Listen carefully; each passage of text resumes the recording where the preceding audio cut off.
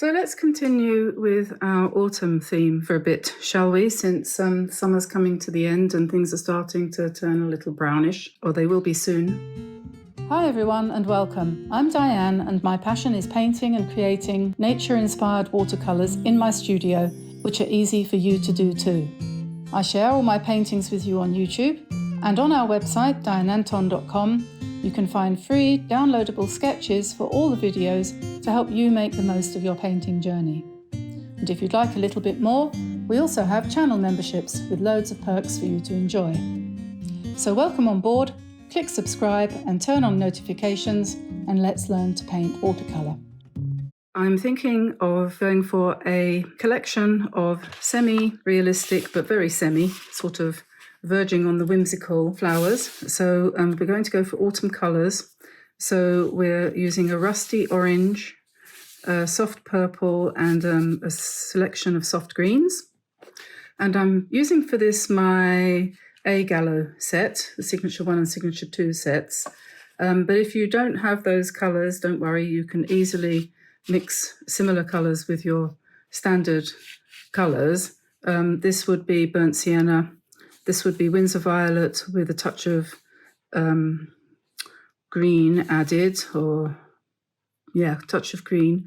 And this would be any of your greens ready mixed, kind of all fairly loosely blended on the paper. So there's nothing here that you can't do, whatever paints you've got. But I'm going to, I'll leave that there for a sec. I'm going to, as I said, use these, and I've selected just a number of colours because I don't want to use the whole palette. And so I've pulled out and put into my little dishes 3 greens. This is harbour green or harbour blue, I think they call it. What do they call it? Harbour blue. I see that as green, but whatever. And this is, so that's harbour. This is olive green deep with, and this is olive green deep with a touch of quinacridone gold in it. This is quinacridone gold. And this is purple with a touch of brown in it, just to make it a little less vibrant. So for paper today, I just received in the post, I ordered this from online. It's the Hahnemühle bamboo mixed media sheets. This is supposed to be a travel journal, so they've done it in a kind of wide format, but that's neither here nor there. As far as I'm concerned, I think it'd be quite nice to have a slightly wider sort of more of a landscape view for these flowers. This is 80% I think it is bamboo. No, sorry, 90% bamboo, 10% cotton, and I find this paper really quite nice to use. So since it just arrived, we're going to give it a run for its money. You saw the sketch just now, which I'm going to be using to work from. So I'm going to pop that there to the side so I've got some reference material to use. My brush today is going to be this Tintoretto. This is also from Gallo, from Gallo. They sent this, but it's just a quill brush. It's called a quill brush. I don't know why, but it is. And they have, quill brushes have this, sorry about the shaking, that's the dog coming in, a wire binding around a kind of plastic sheath there, which replaces the metal. I think it must be a more old-fashioned method of making brushes, but it's still done. And this came with those brushes, those paints, so it's quite nice to use. You can buy these online. There are lots available. It has a very light feel to it. There's a very, very light body to the brush, which not everybody would like, I think. So, oh yes, I should have said I'm going to be also using a little bit of this orange in the flowers that I'm going to do. So I'm going to pop a bit of that in there. And we shall plunge in. So this brush will make lovely big marks on the paper. And you can just come in there and make some kind of flower using the brush to its best advantage if you possibly can. You might want to drop in a little bit of something else, quinacridone gold, for example.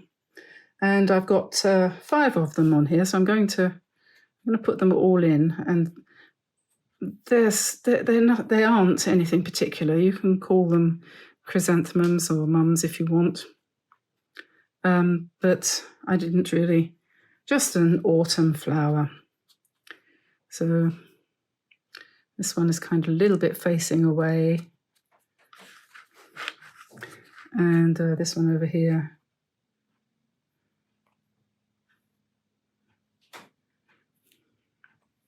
I have that down there. And I have another one here sort of thing, which is a little bit lighter. So we just pop that in and leave that to do its thing. I don't know if I want to put some, maybe I put a bit of quinacridone in there, in those ones, and let that do its thing. So then the next thing is the purple ones. So I'm just going to pick up some of this purple here.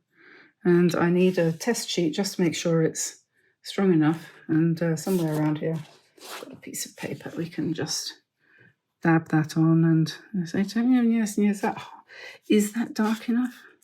I don't think so. So let's pick up a bit more purple.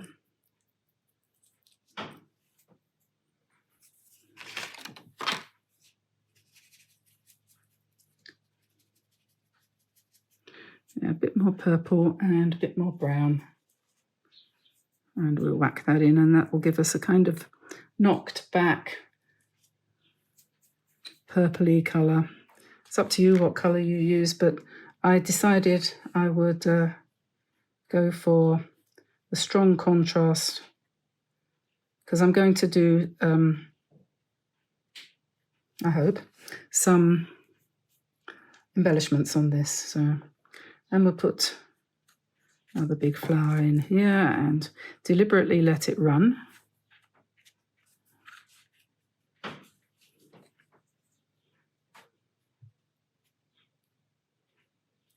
This brush will give you I'm finding this out as I'm going along, although I should have known it, but it does. It gives you a much looser kind of flower effect, much more broken lines and stuff like that. So if you don't want that, don't use that brush. And because I want a contrast in my shapes, I'm going to switch now to a slightly different brush. I'm going to go for my number, there's a size here, let me think. I should probably want a number 9 for this size of paper, if I can find one somewhere around. There must be one. There's lots of number 7s. There's always a number 9 somewhere coming along when you don't want one. Number 7. It's like buses, isn't it? 7, 11. What's this? 11.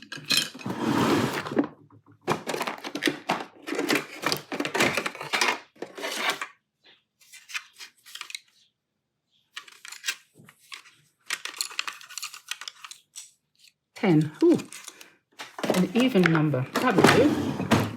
Number 10, round, draw well. And now we're going to go for some greens. Oh, sorry, I forgot. I wanted to put some purple ones up here too. So let's see how that goes with the greens now. We're going to put this Harbour Blue in.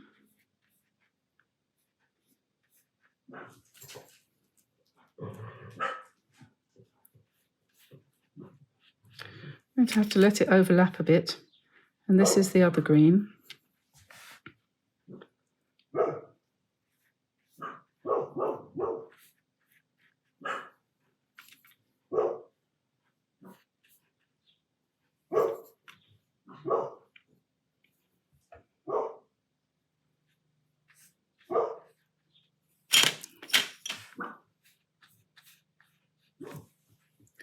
For anyone who's concerned about the dogs barking, don't worry.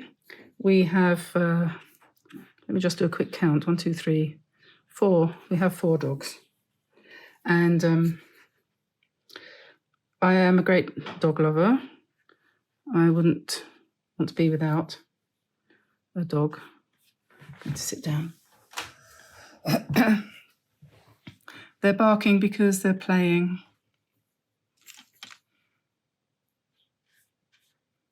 So we're just dropping these leaves in at random, and we're hoping and praying that they're going to work out.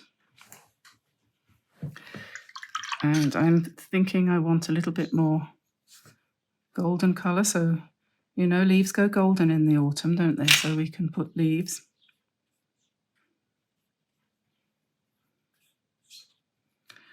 And these orange ones, obviously, going to need a bit more colour in the middle. And the whole thing is going to come together when we put the embellishments on, so don't panic.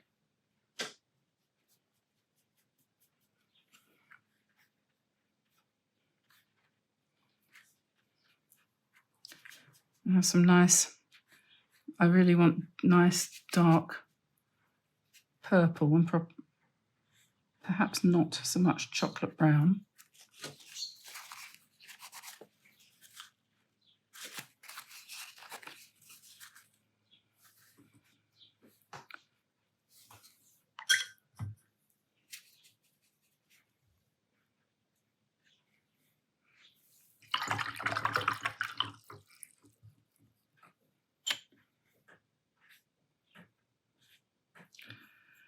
Don't be afraid to go next to something that you've put down and over it, because you'll almost certainly get some really nice blends.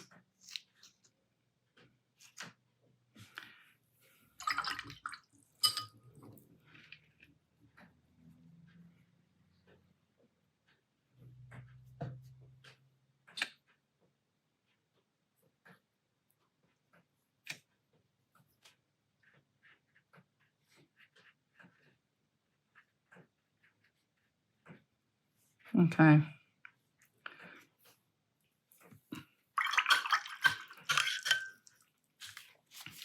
Now that's going to have to dry, but I might be able to come in with my wooden implement here and do some scratchy lines to give some darkness in there. That's worked quite well. It's still wet, so the paint goes in.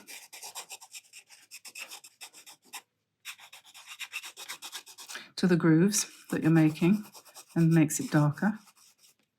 So that's quite fun. And you can do things like that too. And look at this.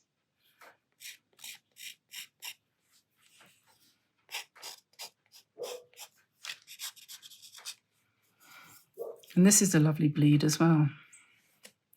So, right, that's that. And then the other thing that we can do as well is we can pick up some more green. So, for example, a little bit more of this.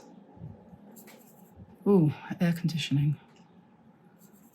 This dark green, and we can just drop in some veins. We'll probably come back later with different veining, but some of them might look quite nice with some of these watercolor veins dropped in.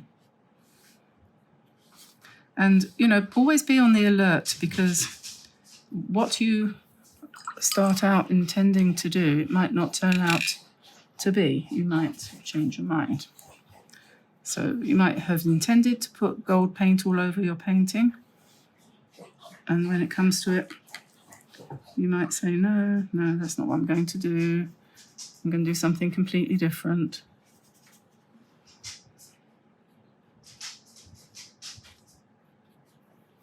I'm going to use a slightly bigger brush. And I'm going to put some brown in there where I've done those marks. We will see whether or not that was a good idea as time progresses.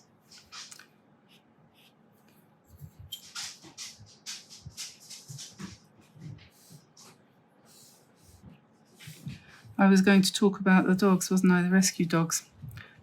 Yeah, ours are perfectly happy and well looked after and so on and so forth, but we have a neighbour who has just recently acquired a puppy, And I would mention to those of you who've been with me for a while, you know that one of our dogs is rescued from her because she was abusing it. Well, now she's got a puppy, a pinscher, some kind of Doberman pinscher, young female, lovely girl, but they're completely ignoring her, and she is not going to go. She is being tied up all day long outside, and I don't know what to do about it. I've reported it to the mayor, and I don't know what else to do. Okay, but what I do know that I need to do is to wait for this now to dry. Okay, so this is dry, and now I'm going to come in with some darker greens, which I'm going to just literally lay on top of what's already there, because as I'm going to be doing this in an embellished way with lots of gold and white and stuff like that, I want some nice dark colours to put my shiny things on. So I'm just picking up straight out of the palette, straight out of the box, and that's the one advantage of, well, not one, but this is one of the advantages of the Gallo set, that the colours are in there and you can just pick them up and pop them on. Like that. And where they go over another colour, like over the orange, you're going to get a slightly different shade. So a nice dark one here at the back. All broken up, not tidy, just strong, rich colours, which everybody loves. Most people like a nice bit of contrast. What do they say? Change is as good as the rest. Is that what it is? Yes, I think so. Okay, and I'm going to put some burnt sienna from my other palette. I'm going to put in here. I'm not drawing, I'm trying not to draw. You have to concentrate hard on not actually trying to represent leaves and things when you're doing this kind of thing. So it's very easy to just forget that you're not doing a painting, you're just doing shapes.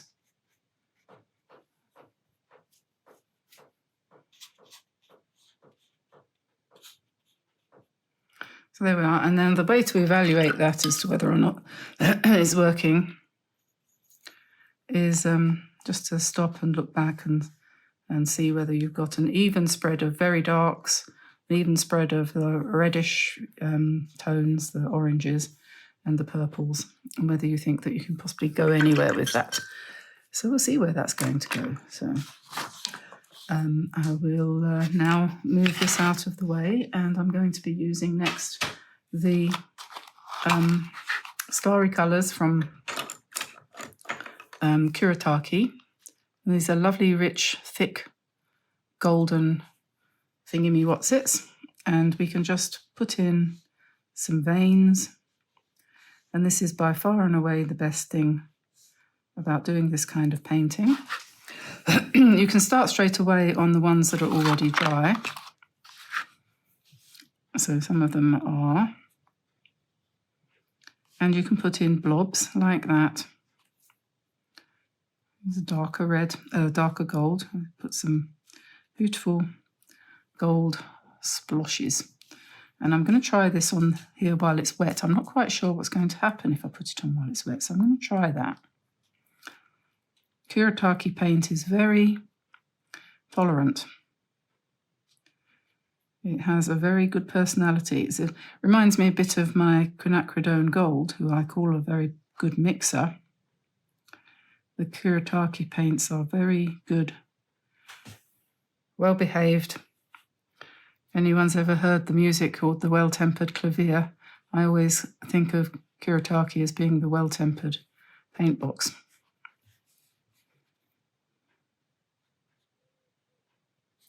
If you go use a fairly fine brush, you can get some really nice narrow lines like that. This is a number 3.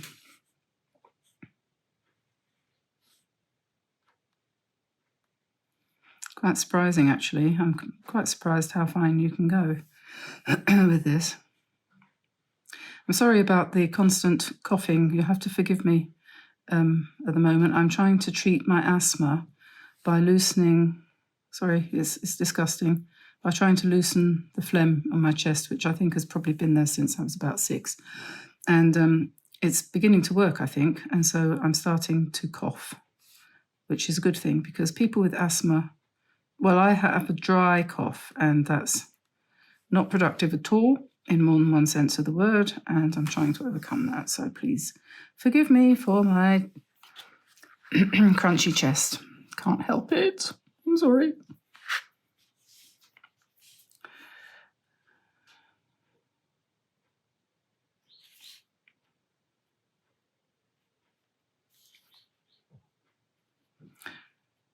I keep thinking about what I said. I don't keep thinking about what I said. I occasionally have found myself accidentally considering the fact, as I said the other day, wouldn't it be fun if leaves and trees and everything were not boring old green, but they looked like this? And someone said, well, if they were like that, then we would have to paint them all green, because we can't leave anything alone, I suppose. But anyway, this kind of painting always makes me think, God missed a trick there, but I'm sure he didn't. He just wanted to make us have an imagination so that we could improve on things.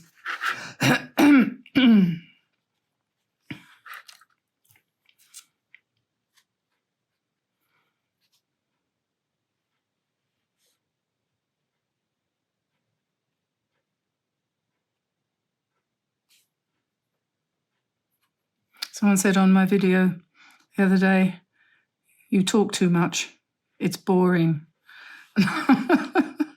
And please don't worry, I am not hurt about that. I just think it's really funny, because I struggle to listen to most other people, I must admit. And I don't know, I mean, isn't it hilarious? You talk too much? I mean, sorry, I do apologise. Turn the volume down then. Sorry, I cough too much, that I do know, and I apologise again for that. But I'm sure it will improve. If you bear with me. Now, I don't know what you think of this. I feel a bit like, who was that painter? Degas, was it? Who painted these tropical... He didn't have this beautiful gold paint to splosh on, did he? It's a shame. I bet he would, if Degas ever comes back again and becomes an artist again, I'm sure he would love to use these colours, these beautiful...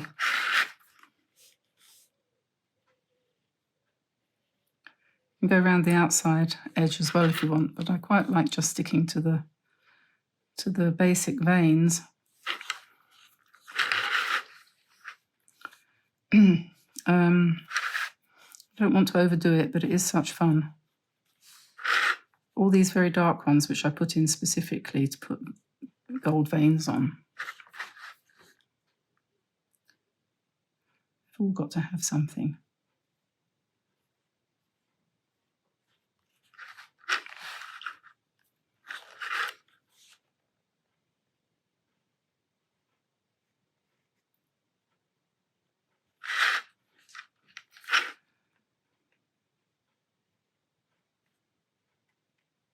If you've bought the Kuretake set of 48 colours, you will find that they will do a very good job of this. I think there's some very nice strong colours on there, and they're semi-opaque, so you don't have to use them too thickly.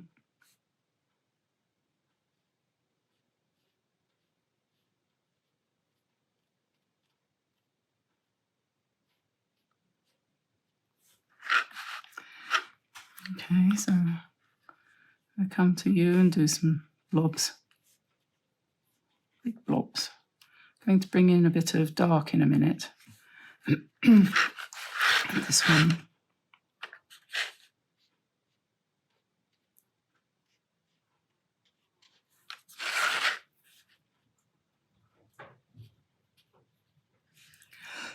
It's nice to have large areas of the gold and silver too, as well as the fine lines.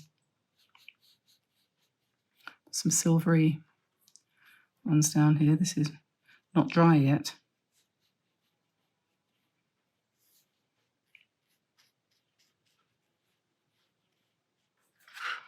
Okay. We might want a bit more later on, but the next thing is to think about some pen work. Now we could use a dip pen, but I think this time today, because I used dip pen last time, I'm just going to use a pigment liner. And we'll try and put in some stems, I think. We need some sharp lines, don't we?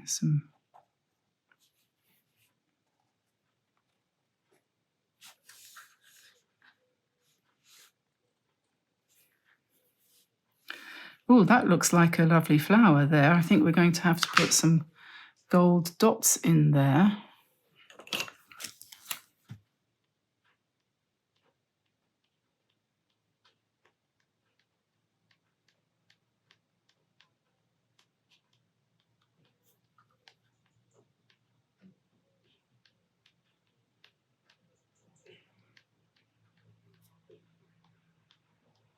Completely unintentional, and it needs, just make the center a little bit. A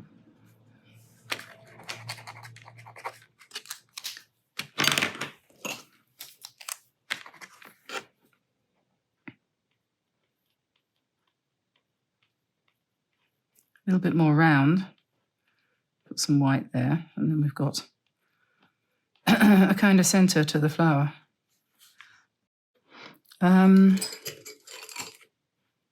What's this? This is a tombow.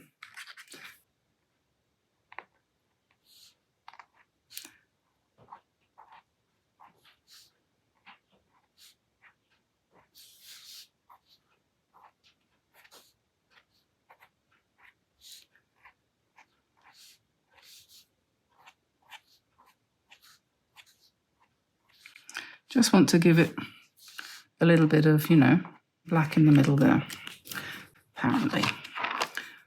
It's always a good idea not to leave your white pen unguarded.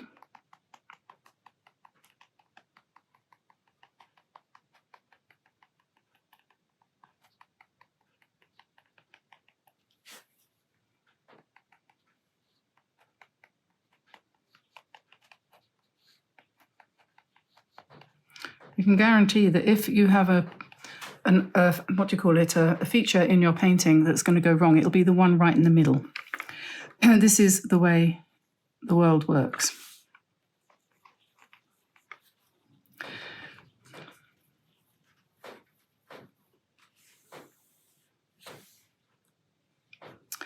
But that's okay, because I think that's all right. I'm going to put some white dots in here.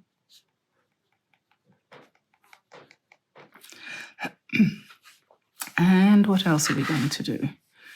I'm not sure if I like those white dots, so we'll see. I'm going to put some stameny things here.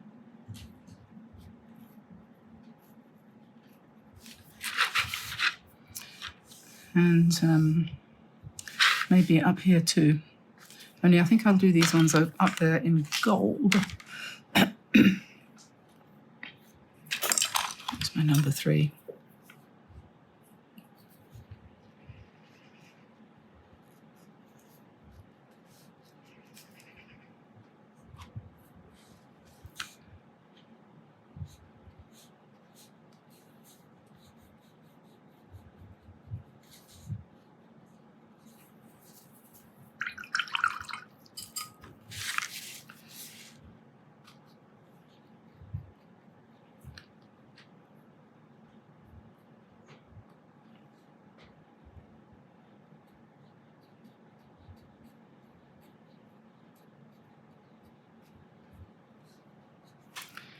There we are. I'm going to stop there and I'm going to see how that looks when it's dry. Okay, so there we are, that's finished. I'm not going to do any more to that. I think I've used quite enough gold paint and I'm going to have a cup of tea and let you get on with yours. And I look forward to seeing it on the Facebook group. So I'll see you again soon. Bye-bye, everyone. Bye-bye.